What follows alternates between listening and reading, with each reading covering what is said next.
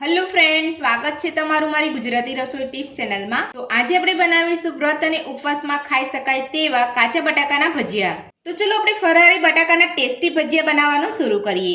તો ફરાળી ભજીયા બનાવવા માટે મેં અહીંયા બે મોટી સાઈઝના બટાકા લીધા છે। તો સૌથી પહેલા આપણે બટાકાની ઉપરની છાલ કાઢી અને આપણે બટાકાને છીણી લઈશું।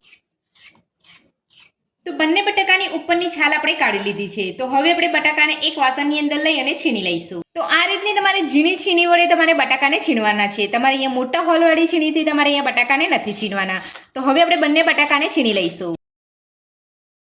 તો બંને બટાકાને આપણે અહીંયા છીણી લીધા છે। તો હવે આપણે બટાકાના છીણને 2 થી 3 પાણીએ ધોઈ લઈશું। તો આ રીતે તમારે બટાકાના છીણને ધોઈ લેવાનું છે અને એક કાણાવાળા વાસણની અંદર લઈ લેવાનું છે। તો આ રીતે છીણ ધોઈ લીધા પછી આપણે છીણની અંદરથી પાણી કાઢી લેવાનું છે। તો છીણ આપણે ધોઈ અને અહીંયા કાણાવાળા વાસણની અંદર કાઢી લીધું છે। તો એકદમ સરસ આપણું છીણ અહીંયા ધોવાઈ ગયું છે। તો હવે આપણે છીણને એ જ વાસણની અંદર લઈ લઈશું। તો હવે આપણે બટાકાના છીણની અંદર નાની અડધી ચમચી સિંધો મીઠું ઉમેરીશું। બધું સરસ મિક્સ કરી લઈશું। ફરાળી સિંધો મીઠું ઉમેરીને આપણે અહીંયા મિક્સ કરી લીધું છે। તો હવે આપણે તેને ઢાંકીને 5 મિનિટ માટે રહેવા દઈશું અને ફરાળી ભજીયા સાથે ખવાતી ચટણી બનાવી લઈશું। તો ભજીયા સાથે ખવાતી ચટણી બનાવવા માટે મેં અહીંયા એક મિક્સર જાર લીધું છે। તો મિક્સર જારની અંદર આપણે લીલા ધાણા ઉમેરીશું। તો લીલા ધાણા મેં અહીંયા દંડી સહિત જ લીધા છે। તો આ રીતે અહીંયા દંડીવાળા લીલા ધાણા લેવાના છે। સાથે જ આપણે તીખાસ માટે 2 લીલા મરચાં ઉમેરીશું। જો તમે અહીંયા ચટણી વધારે તીખી ખાવા માંગતા હોય તો તમે અહીંયા મરચાંનું પ્રમાણ વધારી શકો છો। સાથે જ આપણે 2 થી 3 ટુકડા આપણે આદુના ઉમેરીશું। નાની અડધી ચમચી જીરું ઉમેરીશું। 3 મોટી ચમચી જેટલું મોળું દહીં ઉમેરીશું। સાથે જ 2 ચમચી જેટલું પાણી ઉમેરીશું। સાથે જ સ્વાદ પ્રમાણે સિંધો મીઠું ઉમેરીશું। મિક્સર જારનું ઢાંકણ બંધ કરી અને બધું સરસ પીસી લઈશું। તો બધું જ આપણે અહીંયા પીસી લીધું છે। તો હવે આપણે એક બાઉલની અંદર કાઢી લઈશું। તો આ રીતનું તમારે અહીંયા બધું પીસવાનું છે અને ફરાળી ભજીયા સાથે ખાવાતી ચટણી બનીને આપણી તૈયાર છે। તો બટાકાના છીણને ઢાંકી અહીંયા 5 મિનિટ જેટલો સમય થઈ ગયો છે। તો હવે આપણે ચેક કરી લઈશું। તો તમે જોઈ શકો છો બટાકામાંથી પાણી અહીંયા છૂટી ગયું છે। તો હવે આપણે છીણને હાથ વડે દબાવી અને વધારાનું પાણી કાઢી લઈશું। તો આ રીતે તમારે છીણમાંથી વધારાનું પાણી કાઢી લેવાનું છે અને એક વાસણની અંદર લઈ લઈશું।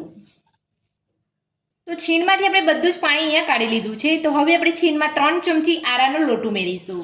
તો જો તમે આરાનો લોટ ઉપવાસમાં ના ખાતા હોય તો તમે સિંગોડાનો લોટ પણ લઈ શકો છો યા તો તમે ફરાળી મિક્સ લોટ પણ લઈ શકો છો। 3 ચમચી આપણે અહીંયા આરાનો લોટ ઉમેરી લીધો છે। તો હવે આપણે તેની અંદર ઝીણા સમારેલા લીલા મરચાં ઉમેરીશું। તો મરચાંનું પ્રમાણ તમે તમારા ટેસ્ટ પ્રમાણે વધતું ઓછું કરી શકો છો। સાથે જ 1 ચમચી આદુની પેસ્ટ ઉમેરીશું। નાની અડધી ચમચી શેકેલા જીરાનો પાવડર ઉમેરીશું। 2 થી 3 ચપટી જેટલો કાળા મરીનો પાવડર ઉમેરીશું। સાથે ઝીણા સમારેલા લીલા ધાણા ઉમેરીશું। સ્વાદ પ્રમાણે સિંધો મીઠું ઉમેરીશું। બધું સરસ મિક્સ કરી લઈશું। તો આપણે અહીંયા પાણીનો ઉપયોગ નથી કરવાનો। તો હાથની મદદથી આપણે બધું સરસ રીતે મિક્સ કરી લઈશું। તો બધું જ આપણે અહીંયા સરસ મિક્સ કરી લીધું છે। તો આપણે અહીંયા બોલ વડે તે રીતનું આપણે અહીંયા મિશ્રણ રાખવાનું છે। તો તમે જોઈ શકો છો એકદમ આસાનીથી અહીંયા ભજીયા વળી રહ્યા છે। તો આ રીતના રાઉન્ડ શેપ ભજીયા વડે એવું આપણે અહીંયા મિશ્રણ બનાવવાનું છે। તો હવે આપણે બધા જ મિશ્રણમાંથી આ રીતનો રાઉન્ડ શેપ આપી અને ભજીયા બનાવી લઈશું। તો બધા જ મિશ્રણમાંથી આપણે રાઉન્ડ શેપ આપી અને ભજીયા બનાવી લીધા છે। તો હવે આપણે ભજીયાને તળી લઈશું। તો ભજીયાને તળવા માટે મેં અહીંયા તેલ ગરમ કરવા મૂકી દીધું હતું અને તેલ આપણું અહીંયા મીડિયમ ગરમ થઈ ગયું છે। તો આ રીતનું આપણે અહીંયા મીડિયમ તેલ ગરમ થાય ત્યારે જ આપણે ભજીયાને તળવાના છે। આપણે ફૂલ ગેસ ઉપર બરાબર તેલ ગરમ કરી અને ભજીયાને નથી તળવાના। તો હવે આપણે ભજીયાને તેલમાં લઈ અને તળી લઈશું।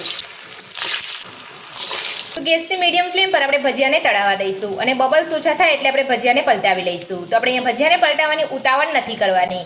અહીંયા થોડા બબલ્સ ઓછા થાય ત્યાર પછી જ આપણે અહીંયા ભજીયાને પલટાવવાના છે। બબલ્સ આપણે અહીંયા ઓછા થઈ ગયા છે। તો હવે આપણે ભજીયાને પલટાવી લઈશું। તમે જોઈ શકો છો ભજીયાનો એકદમ સરસ કલર આવ્યો છે। હવે આપણે ગેસની મીડિયમ ફ્લેમ પર ભજીયાને બીજી બાજુ પણ તળાવવા દઈશું। તો બંને બાજુ પલટાવતા જઈએ અને આપણે ભજીયાને એકદમ સરસ રીતે તળી લીધા છે અને તમે જોઈ શકો છો ભજીયાનો એકદમ સરસ કલર આવ્યો છે અને એકદમ ક્રિસ્પી ભજીયા આપણા બન્યા છે। તો આ જ રીતે તમારે ગેસની મીડિયમ ફ્લેમ પર ભજીયાને તળી લેવાના છે। તો આ જ રીતે આપણે બધા ભજીયા તળી લઈશું। તો ફરાળી ટેસ્ટી ચટણી સાથે કાચા બટાકાના ફરાળી ભજીયા બનીને તૈયાર છે અને તમે જોઈ શકો છો ફરાળી આપણા ભજીયા એકદમ ક્રિસ્પી બન્યા છે. મારી આ રીતે તમે ફરાળી ભજીયા બનાવવાનું એકવાર ઘરે જરૂરથી ટ્રાય કરજો. તો ફરાળી ભજીયા બનાવવાની રીત તમને મારી કેવી લાગી મને કોમેન્ટ બોક્સમાં કોમેન્ટ કરીને જરૂરથી જણાવજો. આજની રેસીપી પસંદ આવી હોય તો વિડીયોને લાઈક કરજો, ચેનલને સબસ્ક્રાઇબ કરજો, તમારા મિત્રોને જરૂરથી શેર કરજો. Thank you.